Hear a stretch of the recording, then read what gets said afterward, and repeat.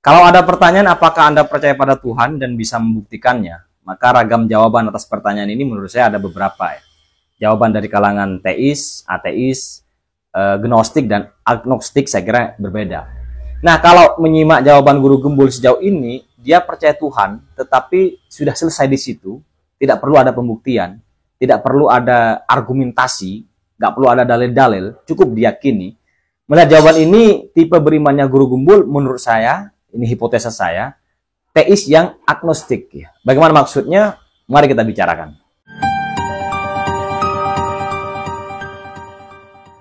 Kita dudukkan istilahnya dulu ya, teis, ateis, gnostik, dan agnostik. Teis itu ya percaya ada Tuhan, kemudian ateis berarti sebaliknya, tidak percaya adanya Tuhan. Sementara gnostik itu dari kata gnosis, kata ini sebetulnya sama dengan epistemologi, sebutannya gnosiologi. Tetapi kemudian yang lebih sering dipakai dalam filsafat itu istilah epistemologi untuk membicarakan teori-teori pengetahuan. Jadi gnosiologi kemudian tereliminasi. Gnostik itu tahu dan memiliki pembuktian, argumen pembuktian. Sementara agnostik sebaliknya tidak memiliki argumen pembuktian apapun. Maka kalau kita gabungkan akan membentuk 4 aliran ya, tentang keyakinan dan pengetahuan terhadap Tuhan. Pertama, teis yang gnostik.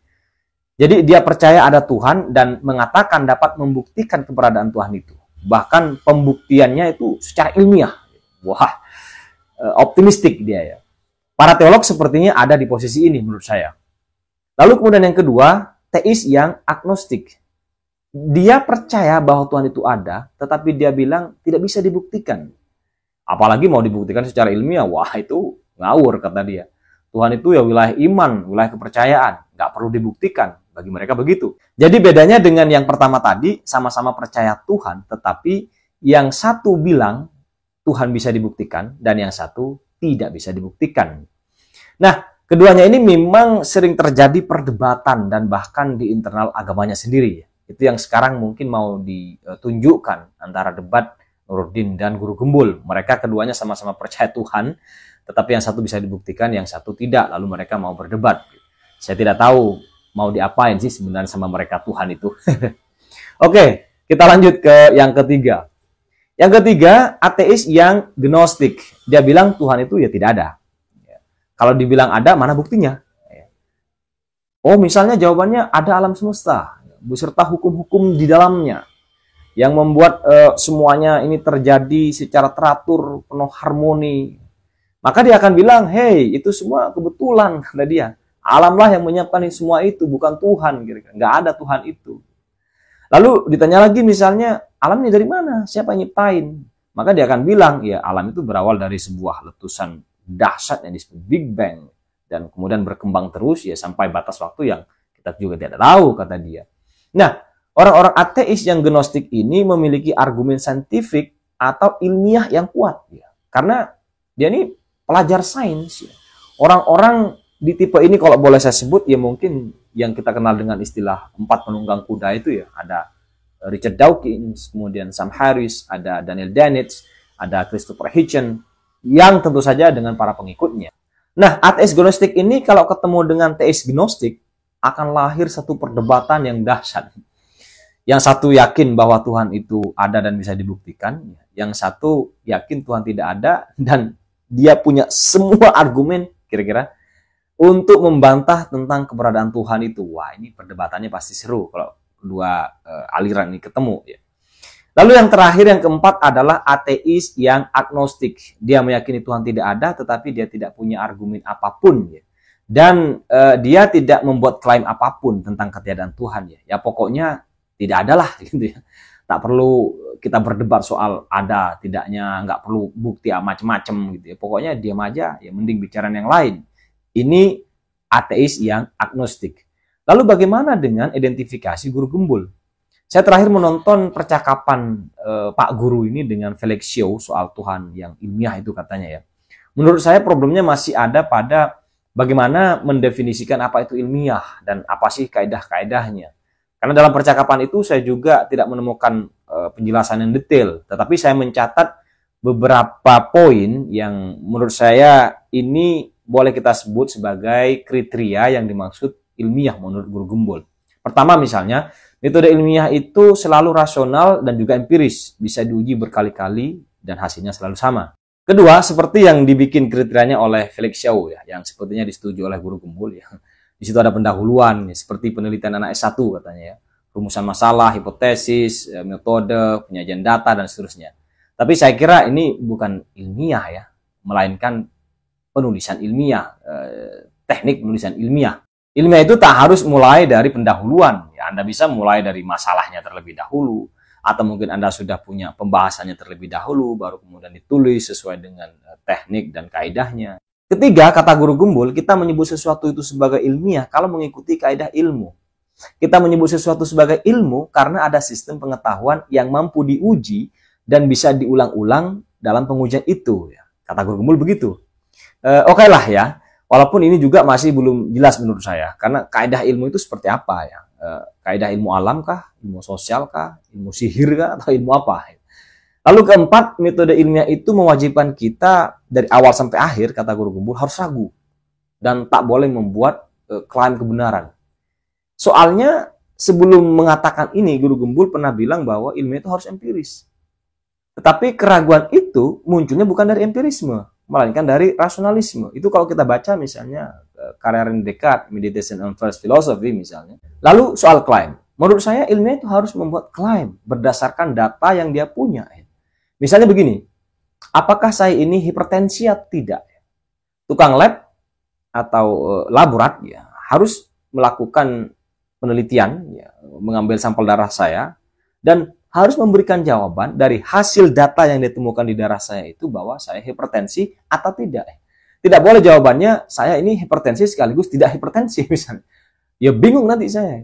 Atau ada yang melakukan riset kanker serviks misalnya, tipe baru. Wah, dan ini sangat berbahaya misalnya.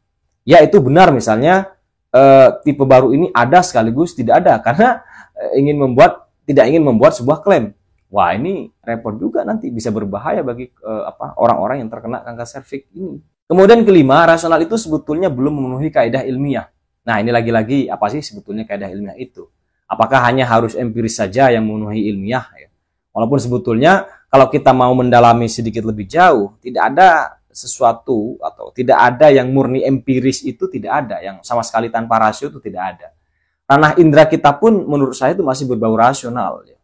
Misalnya begini, saat kita mengindra sesuatu, maka di situ ada dimensi yang mesti kita andaikan harus ada. Apa dimensi itu? Ruang dan waktu.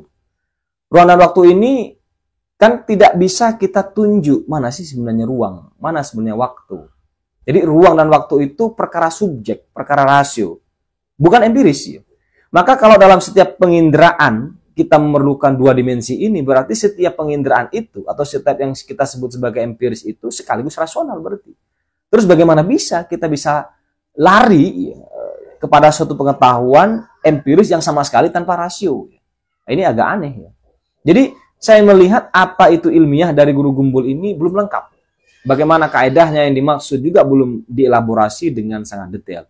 Semoga nanti pada saat melakukan perdebatan soal apakah Tuhan itu ilmiah, dia bisa memberikan sebuah batasan yang konkret, batasan yang jelas, baik untuk kita kritik maupun untuk kita terima. Lalu kemudian yang keenam, ini tidak ada hubungannya dengan apa yang kita sebut sebagai ilmiah, tetapi pernyataan Guru Gembul menurut saya sangat menarik. Dia bilang bahwa kita ini hanya mampu mengetahui konsepsi Tuhan dan tidak bisa sampai kepada zat Tuhan. Karena kita tak mungkin mengetahui zat Tuhan, maka bagaimana mungkin kita menjadikan Tuhan itu sebagai objek penelitian ilmiah? Tuhan mustahil dicapai dengan metode ilmiah. Wah, ini pernyataan yang sangat teis agnostik menurut saya ya. Tapi oke lah, kalau langsung pada zat Tuhan sepertinya kita terlalu jauh. Kita coba masuk pada batas yang lebih bawah saja. Ya. Misalnya pada zat yang tidak diketahui. Mungkinkah kita menjadikannya sebagai objek penelitian ilmiah? Menurut saya masih mungkin. Kita akan mencoba memberikan pandangan berbeda pada poin ini. Paradigma sains itu sebetulnya sudah berkembang saat ini. Kali ini saya ingin menghadirkan apa yang kita kenal sebagai realisme transendental ya. Kita bisa baca di dalam bukunya Roy Bhaskar, Realist Theory of Science. Kata Roy Bhaskar, apa yang kita sebut sebagai objek ilmiah itu bisa kita petakan kepada dua kerangka atau dua sisi ya. Ada sisi transitif dan sisi intransitif. Contohnya begini. Jadi kalau Darwin itu sebelum dia sampai kepada kesimpulan teori evolusi, dia melakukan pengumpulan tulang belulang dulu ya. Dia menjelajah kemana-mana, dia menemukan tulang-tulang yang memiliki kemiripan-kemiripan. Maka proses pengumpulan tulang-tulang itu adalah sisi transitifnya. Lalu kemudian tulang itu diteliti, ya, diamati, dibuat kesimpulannya, maka Darwin mengatakan bahwa tulang ini mengalami suatu proses evolusi, ada hukum perubahan di situ yang terjadi pada setiap makhluk hidup. Nah, hukum evolusi inilah yang disebut objek intransitif. Kalau yang pertama kita bisa men-settingnya sendiri sebetulnya, karena itu kaitannya dengan metode. Ya, soal metode kita bisa mencari apapun, disesuaikan dengan kebutuhan kita. Metode itu tidak harus ikut si A, si B. Yang paling penting dari sebuah metode penelitian itu adalah bagaimana metode itu mampu membantu kita mengungkap apa yang mau kita ungkap dari sebuah data. Sementara hukum evolusi itu tidak bisa kita bikin, tidak bisa kita setting. Ya, dia alamiah. Ya. Dia muncul begitu aja di alam, dia ditemukan. Sama dengan Newton, itu hukum gravitasi Newton nggak bikin itu. Dia menemukan aja hukum gravitasi. Stephen Hawking dia tidak bikin black hole, dia menemukan aja itu black hole. Artinya berarti persoalannya bagaimana Darwin ini bisa menemukan hukum evolusi. Padahal yang dia lihat hanya, atau yang dia teliti hanya tulang belulang. Bagaimana bisa Newton ini menemukan daya gravitasi yang diamati hanya sesuatu atau benda-benda yang jatuh. Jadi Newton itu tidak pernah melihat secara empiris itu mana yang disebut gravitasi. Atau kalau Anda mau meneliti listrik misalnya, mana yang disebut listrik. Karena yang kita amati, yang hadir kepada kita secara empiris hanya lampu, kabel, tiang, dan listrik. Tetapi kalau listrik itu dibilang ilmiah. Ya. Kenapa gravitasi dibilang ilmiah? Padahal kita tidak pernah melihatnya secara empiris, melainkan hanya gejala-gejalanya. Disinilah bahwa ilmiah itu harus empiris, saya kira sudah tidak memenuhi. Ini perlu dibuang ke tong sampah menurut saya. Karena nggak bisa, ada banyak persoalan yang tidak bisa dijawab kemudian. Ya kalau kata Felix Yau bahwa ilmiah itu empiris, ya mungkin itu untuk anak S1 saja. Sekarang kita harus membuat pemetaan. Sesuatu yang berada di domain empiris, domain aktual, dan domain real. Jadi kalau tadi ada apel, itu kita bisa amati apel itu, maka itu baru empiris. Nempel di pohon itu. Ketika apel itu jatuh, maka ini wilayah aktual, wilayah peristiwa. Lalu kemudian dari jatuhnya apel disimpulkan adanya gravitasi, nah itu baru yang sesuatu yang real. Domain real itu tidak bisa dilihat secara empiris dan tidak aktual. Jadi kita tidak bisa mengatakan bahwa gravitasi itu adalah apel. Atau gravitasi itu adalah apel yang jatuh. Karena beda domain. Lalu bagaimana kita mengatakan gravitasi ini ilmiah? Kalau tidak bisa diatributkan hal-hal yang sifatnya empiris dan yang sifatnya aktual. Jangan-jangan nggak ilmiah. Apakah masih bisa? Masih bisa menurut saya. Karena dalam konteks ini, kriteria ilmiah boleh kita tingkatkan menjadi sesuatu yang memiliki daya kausal. Jadi segala sesuatu meskipun tidak empiris dan tidak aktual, tetapi sesuatu itu memiliki daya kausal, memiliki bisa menyebabkan pada sesuatu, ibaratnya sesuatu itu masih ilmiah. Sama seperti gravitasi dan listrik tadi, meskipun tidak terlihat, tetapi dia bisa menghidupkan lampu pada listrik, ibaratnya listrik itu ilmiah. Persoalannya, apakah Tuhan masih bisa memberikan dampak-dampak atau penyebaban yang seperti itu? Kalau Tuhan masih bisa, ya berarti Tuhan itu ilmiah. Dan ini berarti sudah selesai. Ya, begitu kira-kira. Wah, ini perdebatan memang masih agak panjang menurut saya. Tetapi saya kira poinnya adalah tidak semua yang kita sebut ilmiah itu, objek ilmiah itu harus tampak sebagai sesuatu yang empiris dan aktual kepada kita. Nah, kalau demikian, ya kita masih membuka ruang yang agak luas, yang agak lebar, memungkinkan Tuhan dikaji secara ilmiah. Saya kira itu yang bisa saya bahas pada kesempatan ini. Tentu saja ini tidak akan memuaskan teman-teman sekalian. Teman-teman silakan membuat kritik dan membuat argumen-argumen yang lebih canggih dari itu. Semoga video ini memberikan manfaat untuk kita semua.